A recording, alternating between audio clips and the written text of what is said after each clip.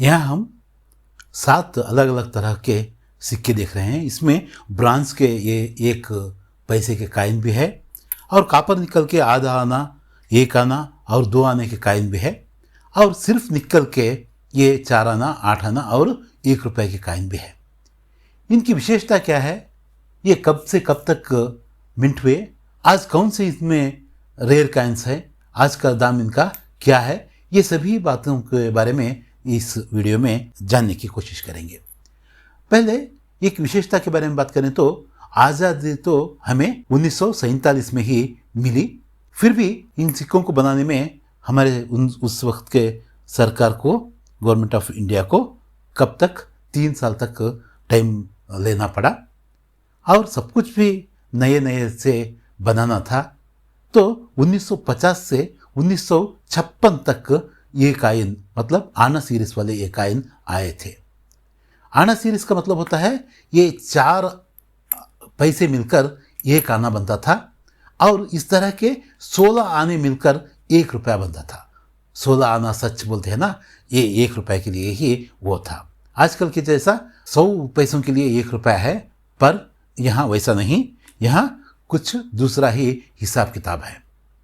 तो आज हम ब्रॉन्ज के ये कॉइनों से पकड़कर और ये कॉइन तक, रुपये तक जो 7 अलग तरह के जो सिक्के आए थे, जो उस समय के 3 मिनट मतलब मुंबई, कलकत्ता और हैदराबाद, ये तीनों मिनटों के जो कॉइन आए थे उनके बारे में हम बात करेंगे। जो कौन सा सिक्का कौन से ईयर में आया था, उसका आज का दाम क्या है।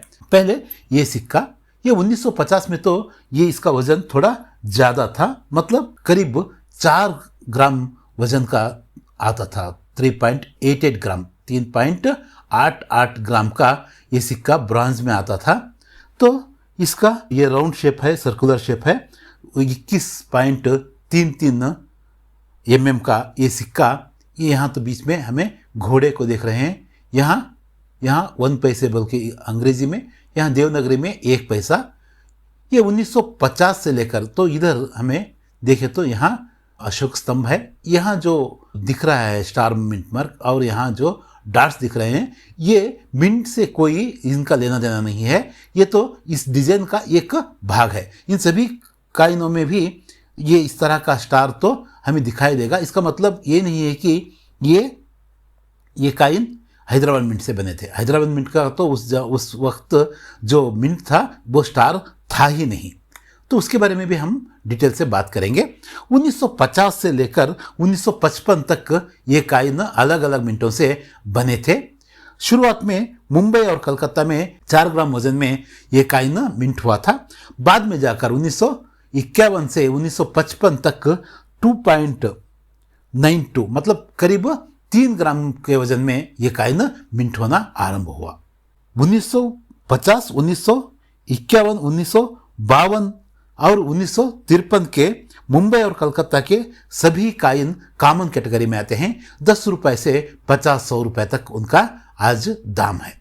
1953 का हैदराबाद का सिक्का, उसकी शुरुआत ही इस तरह का फाइन कंडीशन में ही वो 5,000 से ज़्यादा का कीमत रखता है। 5-10 हज़ार से ज़्यादा का कीमत रखता है। वो कीमत लगभग 35 से 40 हज़ार तक जाकर पहुंच जाती है। 1953 का हैदराबाद मिंट का पहचान स्टार नहीं है। यहाँ जो मिंटेड ईयर का नीचे यहाँ क्या होना है, स्प्लिट डायमंड होना है। डायमंड नहीं, स्प्लिट डायमंड, डायमंड के 2 टुकड़े। आपको किताब में ही अगर मैं दिखाऊं तो वो इस तरह से होता है, इस तरह से। यहाँ देखिए, इस तरह से होता है। उसके बाद इस तरह बाद में ये आजकल स्टार मार्क होता है। तो पहले हमें इस तरह का कॉइन इन 1953 से 60 तक इस तरह का कॉइन, ये मतलब स्प्लिट डायमंड का मिंट मार्क हमें देखते हैं। तो हमें क्या देखना चाहिए, 1953, 54 और 55 इन तीनों साल भी हैदराबाद मिंट से जो कॉइन बने थे तो वो सभी रेयर कॉइन्स हैं। 1953 का तो बहुत रेयर है, 40,000 तक जाता है उसका यूएनसी कंडीशन में। और 54 और 55 के कॉइन भी हैदराबाद मिंट के कॉइन 5 से 10,000 तक यूएनसी कंडीशन में उनका दाम है आजकल। ये दिन ब दिन ये कॉइन का जो दाम है वो बढ़ता ही जा रहा है। हमें ये स्टार मार्क को देखकर ऐसा नहीं समझना है कि ये हैदराबाद मिंट का काइन है। तो हम आगे बढ़ते हैं। ये दो काइनों को अगर मिला दिए तो ये आधा आना होगा। ये दो काइनों को मिला दिए तो आधा आना होगा। ये दो आधा आना मिले तो एक आना होगा, और ये दो आने अगर मिले तो ये दो आने का एक काइन होगा। इन दो काइनों को, सिक्कों को हमें जोड़ें तो एक 4 आने वाला काइन होगा। उसी तरह इन दोनों को मिलाकर एक 8 आने वाला, 2 8 आने मिलाकर एक 16 आना या 1 रुपए का काइन होगा। तो हम आगे बढ़ेंगे और आधा आने वाले एक काइन को देखेंगे। यहाँ तो अशोक एम्बलम है, उसके नीचे स्टार का जो मार्क है वो ये डिजाइन का ही एक पार्ट है। Government of India square shape का काइन है और कॉर्नर्स इसके राउंड है। तो बीच में, बीचों बीच में, इस काइन के बीचों बीच में क्या है, बुल का, मतलब सांड या बुल का जो ये है चित्र है। तो आजकल बहुत सारे काइन, इनमें डुप्लीकेट काइन आए हैं। हमें इस बुल को देख के ही, नहीं तो इस अशोक एम्बलम को, मतलब इस अशोक स्तंभ को देख के ही हमें मालूम हो जाता है कि कौन सा डुप्लीकेट है या कौन सा ओरिजिनल है। हमें डुप्लीकेट काइनों की झंझट में नहीं पड़ना है। अगर हमारे पास इस तरह के काइन हैं तो हमें उनको संभाल के रखना है बस। ज़्यादा दाम में इनको खरीदने की ज़रूरत नहीं डुप्लीकेट काइनों को। ओरिजिनल काइन की पहचान यही होती है कि यहाँ आजकल कुछ वेबसाइटों में भी ये डुप्लीकेट काइन आ रहे हैं। तो आप भली भांति यहाँ चित्र में देख सकते हो बुल का चित्र किस तरह है, वो उसको देखकर हम खरीद सकते हैं। मतलब मैं कहता हूँ कि खरीदो ही मत, इनको संभाल कर रखो अगर आपके पास है तो। ये भी 3 साल 1950, 54 और 55 3 सालों में बॉम्बे और कलकत्ता मिंट से आए थे। 55 में तो सिर्फ मुंबई मिंट से ही ये काइन मिंट हुए थे। ये भी करीब 3 ग्राम वजन के ये काइन्स हैं। इसमें बहुत स्केर या रेयर काइन्स तो नहीं है। लगभग सभी एक 30-40 रुपए से आरंभ होकर इनका दाम 700-800 रुपए तक जाता है इन तीनों साल, मतलब 50, 54 और 55। हैदराबाद मिंट का काइन इसमें मिंट हुआ ही नहीं, वो उसके बारे में हम बात करने की भी ज़रूरत नहीं। वो उसी डिजाइन में बना हुआ बुल का ही है कहलाता है। ये भी सिर्फ 2 ईयर, मतलब 1 रुपए की तरह ये भी सिर्फ 2 ईयर 50 और 54, मतलब 1950 1954 में ही ये काइन मिंट हुए थे। ये भी पिछली काइनों की तरह 2 भी स्केर्स लेवल के काइन हैं, मुंबई मिंट से ही मिंट हुए हैं। रुपए के काइन भी, ये काइन भी उतना ही, सिर्फ 50 और 54 में ही ये भी मिंट हुए थे। ये कोई स्केर्स, वेरी स्केर्स या रेयर काइन्स नहीं है। ये भी करीब 100 रुपए से आरंभ होकर 800-900 रुपए तक इनका दाम जाता है आजकल।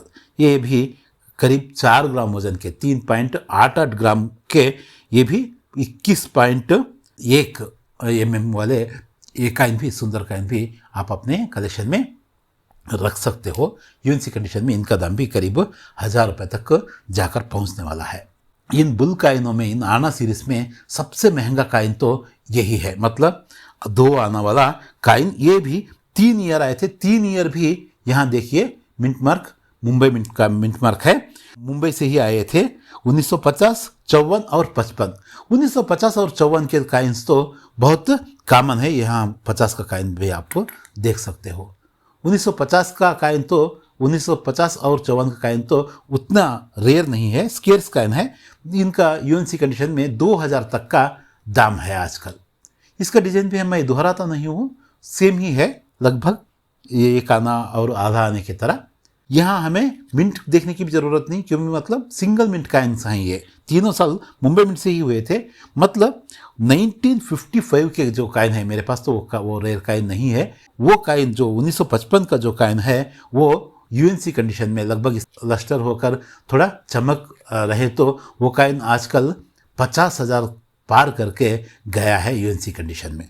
उसकी शुरुआत ही 10,000 के बाद, 10-15 हज़ार के बाद होगी। इस तरह का काइन भी अगर 1955 का अगर हमें हुआ तो, अगर वो ओरिजिनल हुआ तो, क्यों, मतलब ये तो 2 आने वाले काइन तो बहुत सारे डुप्लीकेट काइन हैं। किसी भी वेबसाइट से अगर आप खरीदते हो तो बहुत सोच समझ कर खरीदना होगा, हो सके तो ना खरीदो तो ही अच्छा है। तो इस तरह के ये काइन, इस तरह के काइन अगर आपके पास है तो, अगर 55 का है तो समझो कि बहुत लाभ मिलने वाला है, बहुत नफ़ा मिलने वाला है। तो इस तरह के काइनों को आप संभाल कर रखें। इन दोनों काइन को मिलाए तो एक 4 आने वाले काइन है। ये तो बहुत सारे मिंट हुए थे उन दिनों में, मतलब रुपए के काइन से, 2 रुपए के 2 आने वाले काइन से ज़्यादा यही मिंट हुए थे।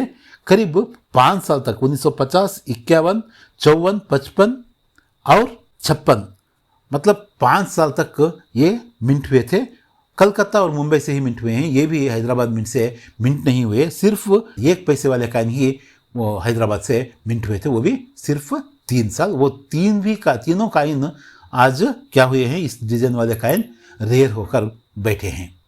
तो इनमें भी उतना रेयर तो कोई भी नहीं है।